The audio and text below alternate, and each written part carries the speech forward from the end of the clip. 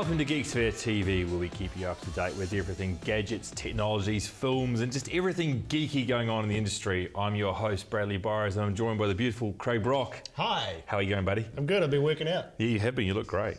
All right. We have got an action-packed show tonight, and in fact, we've got a New Zealand technology exclusive coming up later in the show. But before we do that, we're going to cut over to the news and brief. Kicking off the news and brief this week, there is a bit of a battle royale kicking off at the moment between Microsoft and Google. Now, YouTube, being one of the most popular video sharing applications in the world, has been really popular across the Android and iPhone platform. Windows Phone users, on the other hand, haven't had access to the YouTube app. Microsoft have written this and have been blocked once, rewritten it again, blocked a second time. They are a little bit upset, to say the least, with what's going on, and they've replied with some pretty tough words. So, Craig, what are your thoughts going on around this? Yeah, look, it'd be great to have what used to be called a Metro Tube or something like that. Yep. There's lots of third-party apps out there that'll do it, and I've noticed this week one of the biggest selling apps in the Windows space is actually a YouTube player, which I was quite surprised. But yeah, look, from my take, I don't really watch YouTube on my phone that much, but I know you can do it through a web browser. Yeah, so m.youtube.com is obviously a good way to go if you are on the Windows phone platform. But this battle is really heating up with rights of replies from legal people up on their public blog posts at this point in time. Seems like handbags to me. It's lots of handbags. In other news, there was a hacker this week by the name of Khalil, I think his name is, to make a point that he could hack into Facebook because there's some security holes. What do you reckon, Brad? Yeah, look, it seems from what the Facebook engineers have been telling us, they took a while to respond, but as soon as this went public, they went out and they've got an update coming out pretty quickly. So it was a pretty effective way of getting, I think, the world's attention of what's going on. I think it'd been escalating for a little while, and that's definitely one way to escalate. Yeah, look, and yeah, you can see that he wanted to get this fixed pretty quickly because he was able to attack, you know, the creator of Facebook, which is huge. Pretty out there. Look, in other news, Bloomberg are reporting that Samsung is going to release a smartwatch. Now, I know our producer is really excited about this, and he's actually already said he's going to go and get one when they come through. The name's interesting, the Galaxy Gear. Yeah, no, not so keen on that one. So look, we mentioned a few weeks ago, Samsung are having an event in Berlin on September the 4th. It's a week before the Apple event, which is kind of interesting. Funnily enough. Yeah, kind of interesting. So they're going to reveal what we believe is going to be an Android-based watch, which can do email, calendar. You'll be able to take some calls on it, which is kind of interesting. And of course, surf the web. Now, this is off a small watch, so it's going to be interesting to see how it actually works and translates into real life for everyone. Well, we're still waiting to see where smartwatch technology is going to go. Obviously, athletes probably first. We're waiting to see what else it'll integrate with, so watch the space. Cool. In other news, this past week, the Jobs movie came out, which essentially stars Ashton Kutcher as Steve Jobs. Lots of controversy this week. Apple co-founder Steve Wozniak came out and said there's a lot of factual stuff that's not really true, almost fictional. Fantasy was his words, were his actual words, yeah. We'll be interested to see this movie ourselves. We haven't seen it ourselves. I think it'll still be a good movie. It'll still be probably worth a watch. Just don't take it as what do you call it? Gospel. As gospel. Look, my biggest fear is that we're going to have a lot of mistruths around the Jobs era. Now, Steve Jobs was a fantastic man. He was incredibly ingenious. He obviously, like any great leader, had his flaws, and those flaws seem to get brushed over. And I think from what I've read and for people that I know have actually seen this, there's technology flaws in the movie, there's timeline flaws, and there's just some blatant areas that he just didn't do. So surprises me that you wouldn't team up with Wozniak to get this right, but hey, stranger things have happened. I will go see it though, because I love this. But if you want to get a fare of what Steve Jobs is about, I definitely think read the book that was on Steve Jobs, and there's also a documentary on Apple, and I think that really pulls together who he was. Credible man, but yeah, some creative license done by Hollywood there. So we have got some really interesting feature pieces coming up in the rest of the show. Now, we're just going to take over to what we call the Raspberry Pi segment, which we recorded a few weeks ago. Now, Raspberry Pi is, I suppose, was developed for educational purposes. It's a very small PC on a very tiny board, about the same size as a cigarette packet. And this thing has the power to do high definition video, robot control and everything. Now, you've had an early version of the Raspberry Pi for a while. Yeah, so I was running it as a media PC or a media center. I know you can do a bunch of stuff. I've seen people play Doom on it even. Yeah. Now, when I came back from the States, I brought back with me the next iteration, or the B restoration. Let's cut across to that video clip now. Now, in my geek travels, I managed to discover what I believe is one of the smallest personal computers in the world. And this is the Rasberry PI device. Now, I managed to order this off Amazon, and it's a startup kit. Runs on the open source platform of Linux. And this is one of the coolest pieces of technology I think I've bought in a long, long time. Why do I love it so much? The possibilities are endless. But whilst I talk about this, I want to ask my lovely assistant to come on stage with me so we can actually get this up and running. So, what is Rasberry Pi? Raspberry Pi is probably a very, very small ARM-based computer. It runs at 700 megahertz, and for the Arduino, did I get it right this time? You did, well done. Thank you. This is 35 times faster than that particular platform. So I don't want to get into a whole lot of technical specs just yet, but what I will do is while Skip starts to prepare this, I want to show you what it looks like. So if I can ask my lovely producer to zoom on in for us. Now, what you've got here is a very, very simple computer. You've got a circuit board with an inbuilt processor, as I mentioned. The hard drive is an SD card on the side. And we're actually going to powering this up right now. If we can cut across to the TV camera, please. So what you're booting here is the Linux platform. Now this thing boots up in, I reckon, under 20 seconds, and you get a full graphical user interface. One of the cool things about the Raspberry Pi is it comes with, I believe, one of the smallest keyboards in the world. If we can just zoom in on that one, please, Mr. Producer.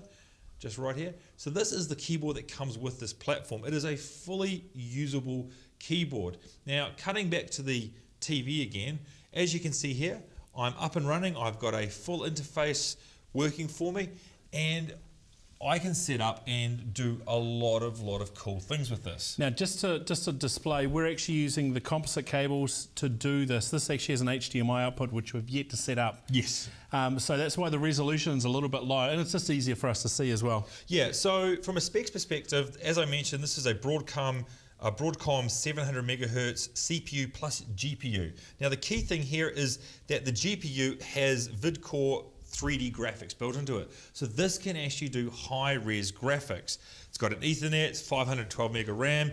It has 2 USB ports. Now, I'm just going to turn this slightly. As you can see here, what we've got in at the moment is the USB dongle for the keyboard and a Wi-Fi connection here for where we are based. You can see the Ethernet port. If I spin it around, you can see the video. The power is off a USB. And if I spin it right back around this other way, you can see here is the HDMI. Now the case that's provided in this startup kit is all part of a very, very simple package to get young people up and running. The purpose of the Raspberry Pi is for educational purposes. School children to get into playing with computers at a low cost and programming and playing. Now, one of the things that has developed off this is the robotics trend. People are actually building robots off the Raspberry Pi. You can actually plug on top of this. Now, to give you an idea of the size comparison, I'm actually going to bring out my Nokia 920, which is a 4.5-inch screen. I'm going to lay it next to it just to give you an idea of the size here. Let me just move this onto focus here. As you can see, it is about 1.5 inches smaller than my mobile phone device. Now, one of the major developments that's actually happened on the Raspberry Pi platform is that people are building media center devices. So this can actually plug on the back of a TV, like the one we have here, and you can actually run and hook it into your media environment on the home. We've got it all set up here and running in the studio, and I'm going to throw over to Skip because we've got that little wireless keyboard all plugged in. Now, one thing I didn't point out earlier on in the video segment here is that this all works plug and play. The Ethernet, little keyboard controller. Now, Skip, what have you actually got going on the screen here at the moment? Okay, I don't know, it's kind of fun. There is some really interesting 8-bit games. Oh mate, it's hilarious. Now, we're gonna do something pretty crazy here because we're in a green screen, obviously, and so Eat the Squirrels is going to look odd because it's in green. But maybe just drop the green screen there for a second, Nick, and we can just have a look at this beautiful 8-bit. maybe even only 4-bit, I don't know. But the idea is apparently I've got to eat all the squirrels. I'm not sure how that works. Now, obviously, when we're running, as Skip mentioned, this through the HDMI, that's how you get your sound. At the moment, there's only a video out, which was using there's the composite connection here. So that's why we don't have any audio. But with the Xbox, the XMBC build, you can put that on as a full operating system, and that will give you a full HDMI supported sound out video option running at 720p, which is pretty fantastic off a device of this size. I think I'm becoming a bigger squirrel. Anyway, that's the Raspberry Pi device. We're loving it here in the studio. It took us about, I had a bet it would take more than 15 minutes to set up. It took about 5 minutes to set up. There was more user error than anything else. This thing is a fantastic device. Since that was recorded, we've been having a little play with the devices in our own houses. Craig, what have you been doing? So there's cut down Linux ROMs for this, because obviously you don't want a full Linux suite on there. I mean, it doesn't have a lot of memory storage. You can put memory cards in it, what have you. But essentially there's not a lot of RAM to run the OS, etc. So there's cut down Linux ROMs. I've got one that's got a built-in XBMC, which is the Media Center product, and it just launches straight away and it just runs straight away. There's really good support out there. There's just hundreds of people modding for this. I've found some wonderful things like a template that you can print out a cardboard box for it. Oh yeah, I've seen that one. Stuff like that. So you can imagine perhaps like 3D printing dudes could make their own cases. So. Now, we are privileged and really, really looking forward to this next piece. The team here earlier in the week got a chance, in fact the first in New Zealand, to get our hands on the new Xbox One from Microsoft. And it was an experience that I have to say was amazing. We pre-recorded a bit we're going to cut across to in a second, but just to give you an idea of what's going on, Microsoft and PlayStation are both releasing next-gen consoles. Correct. And the Xbox One, we've managed to get our hands on. We're still waiting to hear back from Sony around the PS4. As you saw last week from the Digital Nations guys, they're going to have both of those consoles in their facilities to have a go. Playable. Now, just from a disclaimer perspective, we did not get a chance to show you the new Xbox dashboard. We are under NDA. We could only play with the hardware, turn it on, and have a bit of an examination, let's just say. Pretty much, yeah. But it was a very interesting exercise. Now, I do have to tell a quick story about this. We were lucky last week when we got the gear at 9 p.m. at night in the studio here, and we Skyped in a friend of ours, Andrew Cos, who I have never actually heard him scream like a girl as we streamed live to him the first showing of the Xbox One as we took it out and had a bit of a play with it. And I think that's the point, isn't it? The point is that we're other than the Microsoft folk, we're the first people in New Zealand, or tech company, to have that here anyway. So. Yeah, so here's an exclusive on the Xbox One, which we took apart last week. So, we have a little surprise for you. So in front of us right now, we have a Geeksphere or New Zealand exclusive. This is the Xbox One from Microsoft, and we have been granted special access to this unit. Now, I do want to call a quick disclaimer to what we've got in front of us here. This is a test unit, and we've got some serial numbers on the top here that we aren't allowed to show, so some of the close-ups will have to fuzz that out. And we can't actually show the UI up and running. We can only show it powering it on and the lights, I suppose, all going. But other than that, this is the full working unit that Microsoft has allowed us to use for a few hours to record this evening. And I do believe we're the first in New Zealand, maybe in Australasia, to actually record with the Xbox One on the show. I can't talk to you right now. I'm too excited. Cool. All right, so let's get into what we've got here. So this is the Xbox One setup in front of us right now. Now, I think while we're going to frame this, Craig, if it's all right with you, we'll go through a quick what we've got on the table, and then we'll break into a bit of detail quickly around the bits and devices. Which side do you want to start? Let's start with the middle and we'll move around here. So this is the actual Xbox One unit. Now, really interesting for me. It actually feels smaller than I thought it was going to be. Yeah, it's a very stunning box, and certainly for people who are going to use it as their home entertainment as well as other things, it'll fit in nicely with the rest of your hi-fi gear, Eddie. So. Real slick looking feel. Now, just going to spin around here. What we've actually got here at this point in time is on this side of the box here, we've got a USB connection and an ejection button just on this side for plugging in peripherals like a hard drive and that. And then if I rotate it around one more time, we've actually got the back, and if we can just get I'll just move a few bits out of the way here. If we can just get a close-up on that, please, Mr. Cameraman.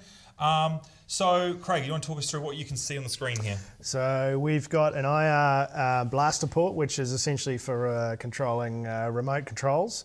We've got your classic NIC port, which will be gigabit, I dare say. There's a USB port there.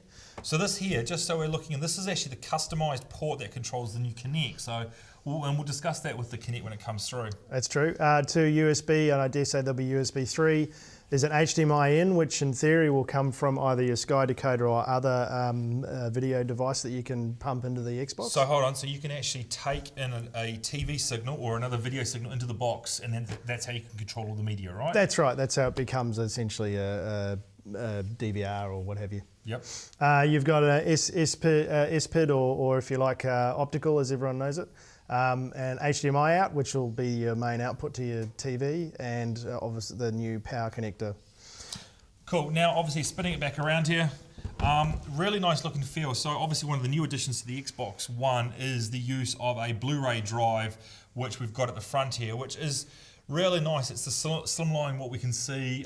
No disc tray from coming out or anything like that. Slot drive's great, except for when your kids feed sandwiches in there, but yeah, look, a slot drive for me is a lot nicer than having the tray come out. Cool. All right, I'm going to move along quickly so I don't get in trouble with the producers here. Right, moving over to my side. This is the new Kinect device. It actually felt a little bit bigger, but when I compared it to an existing Kinect, it's actually a little bit smaller, which is kind of weird. It's a bit of an optical illusion. From talking to the Xbox guys, you've got a full microphone set. You've got obviously your Kinect cameras up here. It actually has a CPU system, so it's actually a full-blown computer. It's actually got a fan on the back here where the power comes in from this side of things. And this is actually really interesting to actually go a PC side of things. Now, as we spoke about before as well, the new connector type that's come out, I'm just going to try and hold that so it focuses in, is actually really different from what we've had in the past, which has been a standard USB-based connection. And this seems to be doing, obviously, all the power but the high-speed opticals that it needs to do. Now, one of the interesting things from talking to the Xbox team today as we were receiving this lovely little toy was that the throw distance. In the past, you've had to stand about maybe 6 to 8 feet back. That's right, to actually get a height of about, I'm over 6 foot. And then if you were a tiny person, it wouldn't pick you up. Exactly like you. But now you're actually looking, they were showing me some test examples where someone of about 6 foot in size, they were standing about 2 foot back, and it was easy reading them from head to toe in the user interface. Right, your side of the coin. So I'll start with the new controller. If you guys could see that, put it up on there. Which one do you want to zoom in on? So I can tell you right now, in the hand, feels fantastic. It has a nice matte cover on it, satin, I guess they call it. But I can tell you the triggers are fantastic. They're so smooth, and it feels like they'll have a lot of control in them. They've got a bit of a give when they hit the pads at the back. Yeah, that's really right. Nice. That's right. So they feel like they're a lot more accurate and they'll be a lot more useful in gaming. Really good tactile switches, and I know one of the key points that they made out on the show in E3, for example, is the new improved D-pad, and it definitely feels a lot better. Just hold it there for a second. Now, what we're actually seeing up here, obviously, is these new menu buttons as well, which is kind of interesting. So, obviously, I'm taking a guess here that you're going to be able to bring up some menus and some. I'm assuming that's the in-game sharing buttons. That's from right. That side of things, and obviously new colours and sort of brighter sort of picture of the button stand out from that side of things. And actually, if you guys can see the little nubbins, I like to call them, they've got a little knurling on the edge, which makes it a lot easier to control as well. Now, on the front of this, of course, you've got the new USB connector that you can actually plug in and do some charging from the side here, which is great. And as I quickly spin this around, here's the obviously new connector at the back for the audio part, which we'll cover off in a second. Yes, which is a great segue into the headset. So the headset, which I'll hold up here also, this is a much nicer headset than the old one. I understand it's got a lot better clarity through it. You can see it's built a lot better. It's a lot more sturdy. The connector is, you can see it's the new connector. The controls on here are wonderful compared to the old stuff. And the one thing I noticed from using these before is that this ribbon cable's a lot thicker, and I've had the old thin ones break on me quite a few times. Cool. And I'll just show you, they clip in here quite nicely. and becomes one nice looking unit. Yeah, that's very nice. And obviously the power supply, we've noticed a obviously dedicated fan unit, which is similar to what we've had with the Xbox 360, but it definitely feels, again, better build quality what we've had in the past. Yeah, so as you just mentioned, there's a fan in it now. I know the old original 360 power supplies, they used to overheat quite a bit, and even the later ones that had more cooling through them had suffered from heat as well. Okay, now obviously we want to actually show that this is not just an empty box, so we'll get this thing powered up. Now, what can we actually show you at the moment? It's not a lot, but yeah, do you want us to talk about it? Yeah, so well, there's not a lot we can show you. What we will do is show you some wonderful little sounds and noises going on, and this is probably kind of big thing that Major Nelson showed during the week, but. You love that. That's fantastic. And also when you push the eject button, it makes the excellent little sound that the old 360 used to make as well. But now I'm going to bend over just so we can listen to the mics here. Really quiet. Just hear the fans spinning around. That's right. But that's actually coming from that side of things. From there, again, we'd have to wait and see how noisy the drive is, how noisy it is when it's trying to keep itself cool when it's doing stuff. Yeah. Now, so what are your impressions? We've actually been sort of gawking over this. We've done a couple of Skype calls with friends to show them that we actually got this. What are your impressions? What don't you like so far?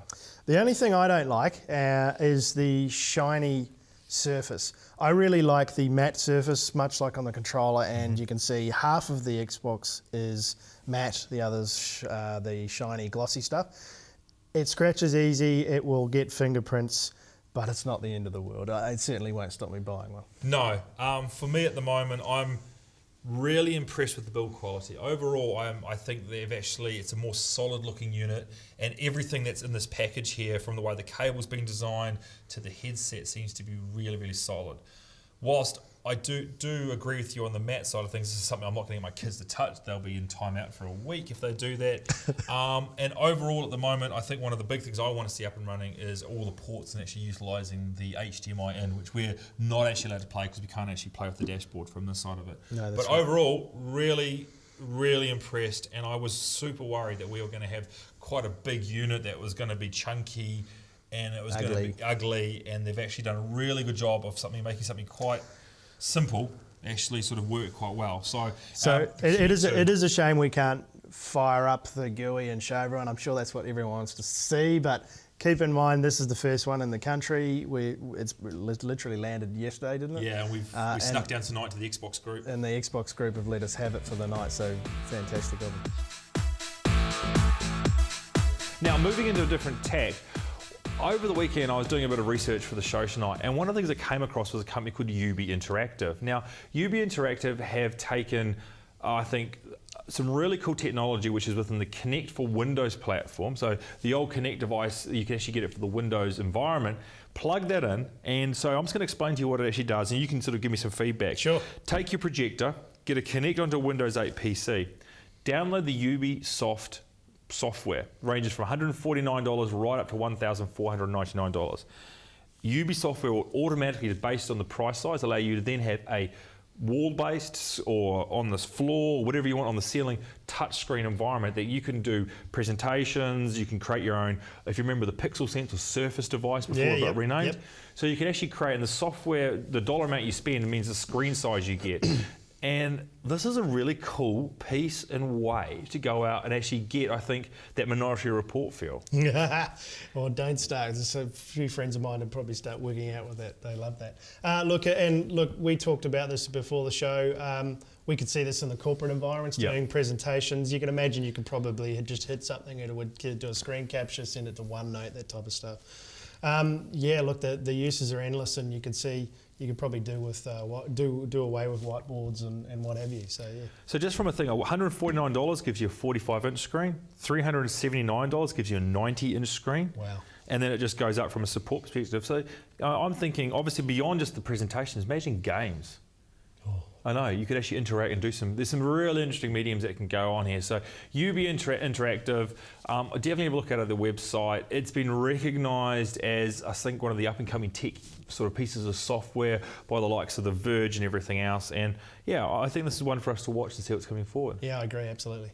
So look, if you want to follow Geeksphere TV, go to facebook.com/Geeksphere TV, on Twitter @Geeksphere TV, Google Plus, Geeksphere TV, or try us on www.geekspheretv.com. Craig, how can they find you? You can catch me at BulldogNZ on Twitter. And you can find me at Brad Bohr. Have a great week. Enjoy your technology. We're going to go home and get some sleep now after a hectic week of recording. See you, everyone. Guys.